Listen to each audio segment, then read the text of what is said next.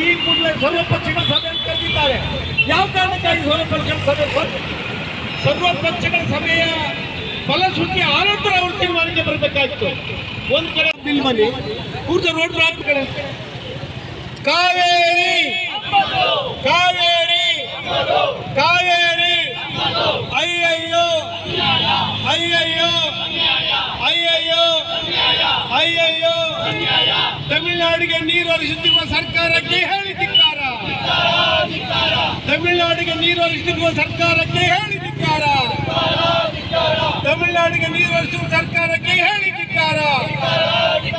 ಮಾತಿಗೆ ತಪ್ಪಿದ ಮುಖ್ಯಮಂತ್ರಿಗೆ ಮಾತಿಗೆ ತಪ್ಪಿದ ಮುಖ್ಯಮಂತ್ರಿಗೆ ಮಾತಿಗೆ ತಪ್ಪಿದ ಮುಖ್ಯಮಂತ್ರಿಗೆ ಅಯ್ಯಯ್ಯೋ ಅಯ್ಯಯ್ಯೋ ಹರಿಸುವ ಸರ್ಕಾರಕ್ಕೆ ಹೇಳಿ ಧಿಕ್ಕಾರ.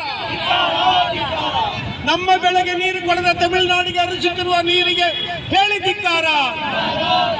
ಮುಖ್ಯನ ನೀರು ಬಿಟ್ಟ ಸರ್ಕಾರಕ್ಕೆ ಹೇಳಿ ಧಿಕ್ಕಾರ.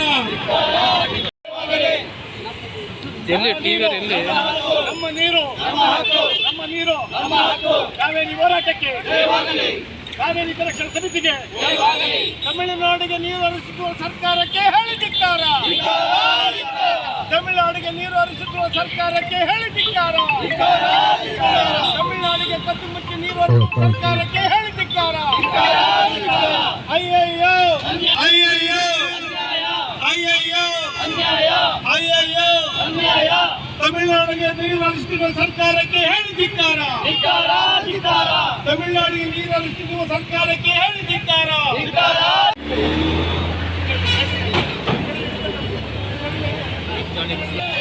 ಅಯ್ಯಯ್ಯೋ ಅಯ್ಯಯ್ಯೋ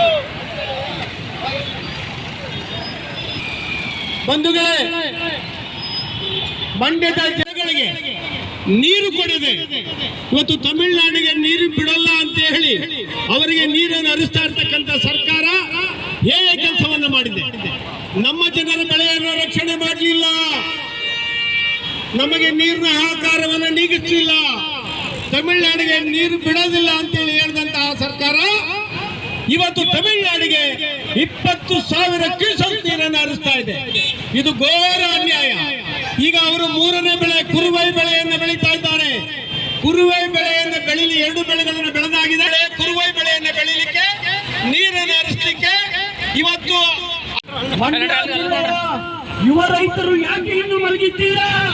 ಹೇಳಿ ಅಂತೇಳಿ ಎಲ್ಲಿಯವರೆಗೆ ನಿಮ್ಮ ಹೋರಾಟ?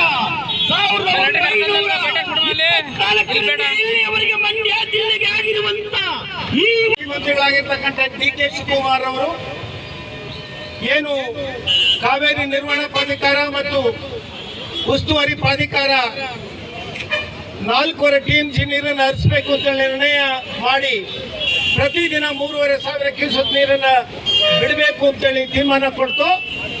ಆಗ ಕೂಡಲೇ ಪ್ರತಿಕ್ರಿಯಿಸಿ ಯಾವ ಕಾರಣಕ್ಕೂ ಕರ್ನಾಟಕದಿಂದ ನೀರನ್ನು ಬಿಡಲ್ಲ, ನಮಗೆ ನೀರಿಲ್ಲ, ನಮ್ಮ ಬೆಳೆಗಳಿಗೆ ನೀರನ್ನು ಕೊಡ್ಲಿಕ್ಕೆ ಆಗಲಿಲ್ಲ ಅಂತೇಳಿ ಹೇಳಿದಂಥವರು ಇವತ್ತು ನಿನ್ನೆಯಿಂದ 20,000 ಕ್ಯೂಸೆಕ್ ನೀರನ್ನು ಹರಿಸ್ತಾ ಇದ್ದಾರೆ. ಇವತ್ತು ಸರ್ವ ಪಕ್ಷಗಳ ಸಭೆಯನ್ನ ಕರೆದು ಅಲ್ಲಿ ಕೊಟ್ಟಂತ ತೀರ್ಮಾನಕ್ಕೆ ಬದ್ಧರಾಗಿರ್ತೀವಿ ಅಂತ ಹೇಳಿ ಇಂದಿನ ದಿನವೇ ನೀರು ಬಿಟ್ಟಂತ ಮುಖ್ಯಮಂತ್ರಿ ನಾವು ಹಿಂದೆಂದೂ ಕಂಡಿರಲಿಲ್ಲ. ಬಂಗಾರಪ್ಪನವರು ಮುಖ್ಯಮಂತ್ರಿಗಳಾಗಿದ್ದಾಗ ನಾವು ನೀರು ಬಿಡಲ್ಲ ಅಂತೇಳಿ ನೀರನ್ನೇ ಹರಿಸಲಿಲ್ಲ. ಸುಪ್ರೀಂ ಕೋರ್ಟ್ನ ತೀರ್ಮಾನವನ್ನೇ ಧಿಕ್ಕಾರ ಮಾಡಿದ್ರು. ಅದು ಇವತ್ತು ಕೋರ್ಟ್ಗೆ ಅವರು ಮೇಲ್ಮನವಿಯನ್ನು ಸಲ್ಲಿಸದೆ ನಮ್ಮ ಜನರ ಬೆಳೆಗೆ ನೀರು ಕೊಡದೆ ಅನ್ಯಾಯ ಮಾಡಿ ತಮಿಳುನಾಡಿನವರಿಗೆ ನೀರನ್ನು ಹರಿಸ್ತಾ ಇದ್ದಾರೆ. ತಮಿಳುನಾಡಿನವರು ಈಗಾಗಲೇ 2 ಬೆಳೆಗಳನ್ನು ಬೆಳೆದಿದ್ದಾರೆ. ನಮ್ಮಲ್ಲಿ ಬೆಳೆದು ನಿಂತಿರುವಂತಹ ಕಬ್ಬು ಒಣಗ್ತಾ ಇದೆ, ಬೆಳೆಗಳು ಒಣಗ್ತಾ ಇದ್ದಾವೆ. 3ನೇ ಕುರುವೈ ಬೆಳೆಗೆ ತಮಿಳುನಾಡಿಗೆ ನೀರು ಕೊಡುವಂತ ಈ ಮುಖ್ಯಮಂತ್ರಿ ಅಲ್ಲಿಯ ಮುಖ್ಯಮಂತ್ರಿ ವಿಜಯ್ ಅವರ ವಿಶ್ವಾಸವನ್ನು ಸಂಪಾದನೆ ಮಾಡಲಿಕ್ಕೆ ಕರ್ನಾಟಕದ ಜನರನ್ನ, ಮಂಡ್ಯದ ಜನರನ್ನ ಬಲಿ ಕೊಟ್ಟಿದ್ದಾರೆ. ಹಾಗಾಗಿ ಅವರಿಗೆ ಸಂಪೂರ್ಣವಾದ ಧಿಕ್ಕಾರವನ್ನು ಹೇಳ್ತಾ ಇದ್ದಾವೆ. ನೀವು ಕೂಡಲೇ ಹರಿಸ್ತಕ್ಕಂಥ ನೀರನ್ನು ನಿಲ್ಲಿಸಬೇಕು. ಮತ್ತು ಯಾಕೆ ಪದೇ ಪದೇ ಈ ರೀತಿಯ ತೀರ್ಮಾನಗಳಿಗೆ ಈ ಸರ್ಕಾರಗಳು ಬರ್ತಾ ಇದ್ದಾವೆ ಅಂತ ಅರ್ಥ ಆಗ್ತಾ ಇಲ್ಲ. ಮಂಡ್ಯ ಜಿಲ್ಲೆಯ ಜನರ ಏನು ಬೆಳೆಗಳು ಒಣಗಿದ್ದಾವೆ ಆ ಎಲ್ಲ ಬೆಳೆಗಳಿಗೆ ಕೂಡಲೇ ಪರಿಹಾರವನ್ನು ಬಿಡುಗಡೆ ಮಾಡಬೇಕು. ಯಾಕೆಂದ್ರೆ ಈಗ ಮೊನ್ನೆ ತಾನೇ 4 ಎಕರೆ ಕಬ್ಬಿಗೆ ರೈತನೇ ಬೆಂಕಿ ಹಾಕೊಂಡ, ಇಡೀ ಕಬ್ಬು ಒಣಗೋಗಿತ್ತು. ಈಗ ಶ್ರೀರಂಗಪಟ್ಟಣ, ಪಾಂಡುಪುರದ ಭಾಗದಲ್ಲಿಯೂ ಕೂಡ ಎಲ್ಲ ಕಬ್ಬುಗಳು ಒಣಗಿ ನಿಂತಿದ್ದಾವೆ. ನಿಂತ ಬೆಳೆಗೆ ನೀರು ಹರಿಸದೆ ಹೊಸ ಬೆಳೆಗೆ ಕುರುವಾಯಿ ಬೆಳೆಗೆ ನೀರು ಕೊಟ್ಟಂತ ಇಂಥ ಮೂರ್ಖ ಮುಖ್ಯಮಂತ್ರಿಗಳಿಗೆ ನಮ್ಮ ಇಡೀ ರೈತರ ಪರವಾಗಿ ಧಿಕ್ಕಾರವನ್ನೇ ಹೇಳ್ತೇವೆ. ಇದು ಎಂದಿಗೂ ಕ್ಷಮಿಸಲಾಗದಂತ ಅಪರಾಧ. ಮಾತಿಗೆ ತಪ್ಪಿದಂತ ಮುಖ್ಯಮಂತ್ರಿ ಎನ್ನುವಂತ ಹಣಪಟ್ಟಿಯನ್ನು ಇವತ್ತು ಒತ್ತುಕೊಂಡಿದ್ದಾರೆ. ಅವರಿಗೆ ಮಂಡ್ಯ ಜಿಲ್ಲೆಯ ಜನರ ಮತ್ತು ರಾಜ್ಯದ ನಾಡಿನ ರೈತರ ಪರವಾಗಿ ಧಿಕ್ಕಾರವನ್ನು ಹೇಳ್ತೇವೆ. ನಮಸ್ಕಾರ.